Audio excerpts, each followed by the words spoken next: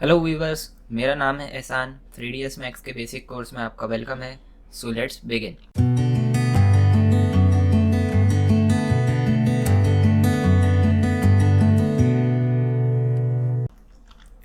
आज हमारा 3ds max के बेसिक कोर्स का सेकंड वीडियो है।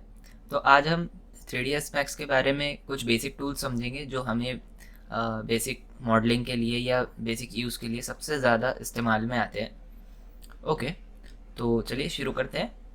फर्स्ट ऑफ ऑल, हमको कुछ चीज़ें समझनी चाहिए कि हमारे पास में व्यू पोर्ट 4 विंडोज़ में डिवाइडेड है। तो इनमें हमें zoom in and zoom out करना पड़ेगा, पैन करना पड़ेगा। ओके, तो और ऑर्बिट करना पड़ेगा। अगर हमको हमारे व्यू को चेंज करना है, हमें अगर पर्सपेक्टिव व्यू में कोई ऑब्जेक्ट है और उसको हमको अलग अलग एक्सिस में रोटेट करके देखना है तो हम ऑर्बिट को चेंज करेंगे। तो सबसे पहले ये तीनों चीज़ें हम किस तरह से करेंगे? ये तीनों चीज़ें आपके माउस के मिडिल माउस बटन से होगी। अगर आपका माउस 3 बटन वाला है तो बीच का जो बटन होता है, जिसको हम माउस का रिंग भी कहते हैं, तो उस बटन से ये सारी चीज़ें होंगी। अगर आप माउस की रिंग को आगे की तरफ मूव करेंगे तो आप जूम इन कर सकते हैं। अगर आप माउस की रिंग को पीछे की तरफ मूव करते हैं तो आप जूम आउट कर सकते हैं। ओके, अगर आपको पैन करना है, अगर आपको एक स्टेबल व्यू को राइट या लेफ्ट की तरफ या अप एंड डाउन की तरफ मूव करना है आपके व्यू को, तो आप सिंपली मिडिल माउस बटन को प्रेस कर सकते हैं और आप आपके व्यू को ऊपर या नीचे या राइट या लेफ्ट या किसी भी डायरेक्शन में इस तरह से मूव कर सकते हैं। इसको हम पैन कहेंगे। पैन का आइकन हथेली के शेप का होता है, पाम शेप का होता है। तो जब भी मैं मिडिल माउस बटन को प्रेस करूँगा और मैं किसी भी डायरेक्शन में इसे मूव करूँगा, तो जब तक कि मैं उस ऑप्शन को यूज़ कर रहा हूँ तब तक कि मेरा पैन का आइकन एक्टिवेट रहेगा। ओके, और थर्ड ऑप्शन है ऑर्बिट।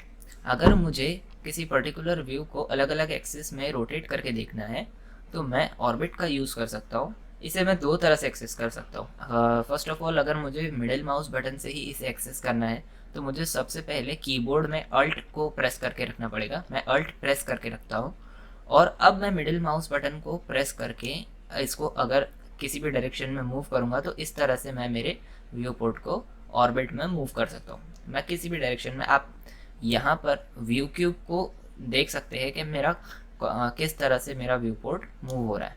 तो मैं इस तरह से टॉप व्यू में जा सकता हूँ, इस तरह से किसी तरह के आइसोमेट्रिक व्यू में जा सकता हूँ। तो इस तरह से हम इसको चेंज कर सकते हैं। ओके, सेम चीज़ को अगर ऑर्बिट ऑप्शन को आपको किसी पर्टिकुलर स्पेसिफिक एक्सिस में मूव करना है, जैसे कि आप चाह रहे हैं कि आप इसको सिर्फ स्पेसिफिक एक्स एक्सिस में ही मूव करें या वाई एक्सिस में ही मूव करें, तो आप कंट्रोल आर प्रेस कर सकते हैं।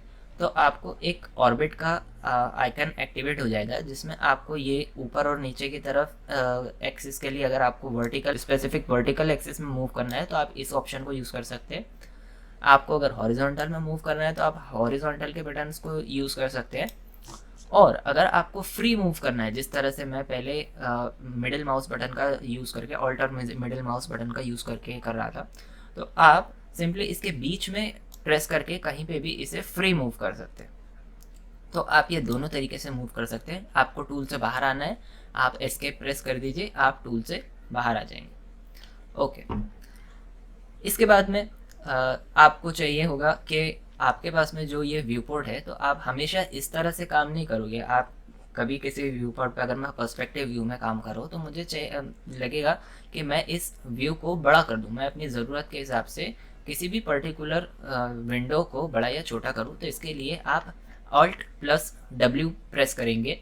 अगर मुझे पर्सपेक्टिव व्यू को बड़ा करना है तो मैं इसके ऊपर कर्सर मेरा लेके आऊँगा और मैं Alt W प्रेस करूँगा तो मेरा पर्सपेक्टिव व्यू बड़ा हो जाएगा। ओके, सेम चीज़ अगर मुझे पर्सपेक्टिव से बाहर आना है तो मैं Alt W प्रेस करूँगा, मैं पर्सपेक्टिव से बाहर आ जाऊँगा। मुझे अगर किसी पर्टिकुलर व्यू पे, फॉर एग्जांपल टॉप व्यू पे मुझे जाना है और इसे बड़ा करना है, तो मैं कुछ भी नहीं, मैं सिर्फ कर्सर को टॉप व्यू की तरफ लेके आऊँगा और मैं Alt W प्रेस करूँगा। सेम चीज़, मेरा व्यू पोर्ट बड़ा हो जाएगा। मुझे इससे बाहर आना है, मैं Alt W प्रेस करूँगा, मैं व्यू पोर्ट से बाहर आ जाऊँगा। सो 3 टूल जो हमारे सबसे ज़्यादा इस्तेमाल में आते हैं वो है move, rotate and scale. Move tool हमें किसी भी ऑब्जेक्ट को एक डायरेक्शन से दूसरी डायरेक्शन में मूव करने में मदद करता है। रोटेट टूल हमें ऑब्जेक्ट को रोटेट करने में मदद करता है और स्केल टूल हमें ऑब्जेक्ट को छोटा या बड़ा करने में मदद करता है। फर्स्ट ऑफ ऑल मैं इस चीज़ को आपको समझाने के लिए एक ऑब्जेक्ट यहाँ पे बना लेता हूँ। फॉर एग्जांपल मैंने यहाँ पर एक ये ऑब्जेक्ट बना लिया। अगर मुझे इसे किसी पर्टिकुलर एक्सिस में रोटेट करना है, मैं सबसे पहले पर्सपेक्टिव को बड़ा कर लेता हूँ। ओके, अब मुझे इसे मूव करना है किसी पर्टिकुलर एक्सिस पे, तो मैं क्या करूँगा, मैं ऑब्जेक्ट को सिलेक्ट करूँगा और मैं यहाँ से मूव टूल को एक्टिवेट कर दूँगा। जैसे मैं यहाँ पे मूव टूल पे क्लिक करता हूँ तो मेरे यहाँ पर 3 एक्सिस मुझे शो करता है। अगर मुझे पर्टिकुलर वाई एक्सिस में इसे मूव करना है तो मैं यहाँ पर वाई एक्सिस के ऊपर लेफ्ट माउस क्लिक करके इसे प्रेस करूँगा और जो भी डायरेक्शन में मुझे इसे मूव करना है मैं उस डायरेक्शन में इसे मूव कर सकता हूँ। ओके, मुझे इसे एक्स डायरेक्शन में मूव करना है, एक्स एक्सिस में, मैं इस तरह से एक्स एक्सिस में मूव कर सकता हूँ। अगर मुझे जेड एक्सिस में मूव करना है तो मैं जेड एक्सिस में मूव कर सकता हूँ। तो इस तरह से आपका मूव टूल काम करेगा। सेम चीज़ मूव टूल को आप W कीबोर्ड शॉर्टकट से भी एक्सेस कर सकते हैं। अगर आप ऑब्जेक्ट को सिलेक्ट करते हैं और W प्रेस करते हैं तो आप मूव टूल को एक्टिवेट कर देंगे। इसी तरह अगर आप इस ऑब्जेक्ट को रोटेट करना चाहते हैं किसी पर्टिकुलर एक्सिस में तो आप यहाँ से, इसके बाजू में रोटेट टूल है, आप यहाँ से इसे एक्सेस कर सकते हैं या फिर आप कीबोर्ड से E प्रेस कर सकते हैं इसे एक्सेस करने के लिए। रोटेट टूल में भी आपको 3 अलग अलग एक्सेस मिल जाएगी। ये अलग अलग कलर में आपको शो होती है, yellow colour, red colour and green colour. तो आपको जो भी पर्टिकुलर एक्सेस में आपके ऑब्जेक्ट को रोटेट करना है, आप उस पर्टिकुलर एक्सेस को क्लिक कीजिए और उसे मूव कीजिए, तो वो इस तरह से आपके ऑब्जेक्ट को रोटेट कर देगा। ओके, आपका ऑब्जेक्ट कितने डिग्री पे रोटेट हो रहा है वो आपको ऊपर रोटेट आइकन के ऊपर शो करता है कि आपका ऑब्जेक्ट स्पेसिफिक कितने डिग्री पे रोटेट हो रहा है। ओके, तो मैं अपनी ज़रूरत के हिसाब से मुझे जिस भी पर्टिकुलर एक्सिस में मेरे ऑब्जेक्ट को रोटेट करना है मैं उस एक्सिस को सिलेक्ट करके इसे रोटेट कर सकता हूँ। ओके, नेक्स्ट है हमारा स्केल। उसी के बाजू में स्केल ऑप्शन है। मैं अगर स्केल ऑप्शन को क्लिक करता हूँ तो मेरा जो आइकन है वो इस तरह से फिर से 3 एक्सिस में डिवाइड हो जाएगा और स्केल का ऑप्शन मुझे इस तरह से दिखेगा। अगर मुझे इसे पर्टिकुलर वाई एक्सिस में स्ट्रेच करना है, मुझे इसे वाई एक्सिस में खींचना है या बड़ा करना है, तो मैं वाई एक्सिस की तरफ खींचूंगा तो मेरा ऑब्जेक्ट वाई एक्सिस की तरफ खींचा जाएगा। अगर मुझे इसे एक्स एक्सिस की तरफ खींचना है तो मैं एक्स एक्सिस की तरफ इसे बड़ा करूंगा। अगर मुझे इसे जेड एक्सिस की तरफ बड़ा करना है तो मैं इसे जेड एक्सिस की तरफ खींचूंगा। ओके, और अगर मुझे इसे इक्वली तीनों एक्सिस में सेम साइज में अगर छोटा या बड़ा करना है तो मैं सेंटर से इसे क्लिक करके इसे छोटा या बड़ा करूंगा। सेम चीज़ आपकी तीनों ऑप्शन में काम करेगी। अगर आप मूव टूल यूज़ करते हो, अगर मैं मूव टूल पे आ जाता हूँ, आप उसे फ्रीली मूव करना चाहते हो तो आप तीनों एक्सिस के बीच में इस तरह का एक स्क्वायर बॉक्स होता है, आप उसे क्लिक करके भी आप ऑब्जेक्ट को किसी भी डायरेक्शन में किसी भी एक्सिस में फ्रीली मूव कर सकते हो। सेम चीज़ आपके रोटेट टूल में भी होती है। अगर आप रोटेट टूल के अंदर ये अपर वाले आर्क को क्लिक करते हो और इस तरह से रोटेट करते हो तो आप किसी भी डायरेक्शन में फ्रीली इसे रोटेट कर सकते हैं। ये तीनों चीज़ें तीनों ऑप्शन में सेम रहेगी, बस आपका शेप चेंज हो जाता है, आपकी यूसीएस का शेप चेंज हो जाता है।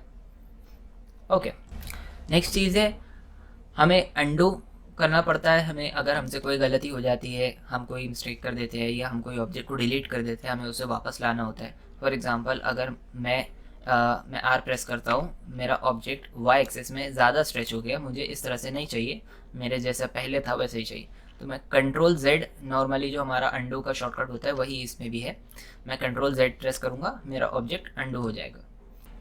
इसके अलावा आप देख सकते हैं कि आपके व्यू पोर्ट के अंदर अपर लेफ्ट साइड में कुछ ऑप्शंस आपको मिलेंगे।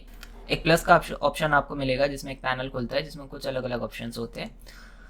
इसमें साइड में पर्सपेक्टिव को अगर मैं क्लिक करता हूँ तो यहाँ पर मुझे बहुत सारे ऑप्शंस मिलेंगे। फॉर एग्जांपल मुझे अगर सेम पर्सपेक्टिव व्यू को टॉप में कन्वर्ट करना है तो मैं यहाँ से टॉप पे क्लिक करूँगा तो ये मेरा टॉप व्यू में चले जाएगा। मैं अगर इसे Alt W करके विंडो से बाहर आता हूँ तो मुझे दिखेगा कि मेरे 2 व्यू अब टॉप व्यू में चले गए।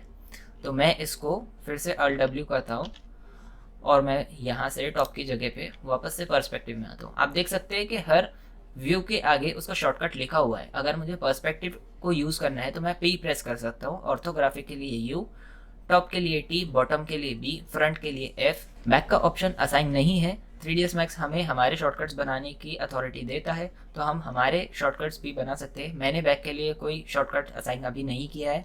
लेफ्ट के लिए L है। इसी तरह से राइट भी है, और भी बहुत सारे ऑप्शंस है, हम ये सब ऑप्शंस आगे एक्सप्लोर करेंगे। सो अगर आप चाहते हैं कि आप आपके व्यू पोर्ट को 4 विंडो की जगह 2 विंडो में डिवाइड करें या 3 विंडो में डिवाइड करें, तो आप वो भी कर सकते हैं। आप यहाँ पे देख सकते हैं लेफ्ट साइड में आपको यहाँ पे एक पैनल दिखेगा। आपको 3 विंडो, 2 हॉरिजॉन्टल विंडो और एक वर्टिकल विंडो चाहिए, आपको 3 हॉरिजॉन्टल बहुत छोटी विंडो और एक बड़ा विंडो चाहिए, या 2 वर्टिकल विंडो चाहिए, आपको जो भी चाहिए आप यहाँ से चूज़ कर सकते हैं, और उस तरह के इसमें आपका व्यू पोर्ट जो है वो कन्वर्ट हो जाएगा। मुझे क्वाड पे ही काम करना अच्छा लगता है, तो मैं क्वाड पर ही काम करता हूँ। ओके, सो आज की क्लास में बस इतना ही। सी यू इन नेक्स्ट क्लास।